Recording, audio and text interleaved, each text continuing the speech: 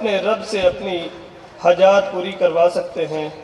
اس موضوع پر سپیچ کرنے کے لیے ایک بہت ہی پیاری بچی 2 کلاس کی عبیرہ عبدالرزاق، دعوت دیتا ہوں عبیرہ عبدالرزاق۔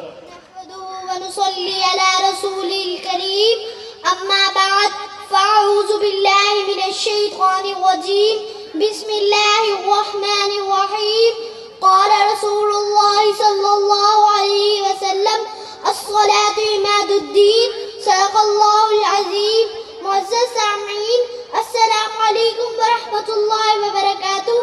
آج مجھے جس موضوع پر بولنے کا موقع ملا ہے وہ ہے نماز۔ معزز سامعین، آپ صلی اللہ علیہ وسلم نے فرمایا نماز دین کا ستون ہے، نماز مومن کی معراج ہے، نماز شیطان کا منہ کالا کر کے رکھ دیتی ہے، نماز مومن کا نور ہے، نماز جنت کی کنجی ہے، نماز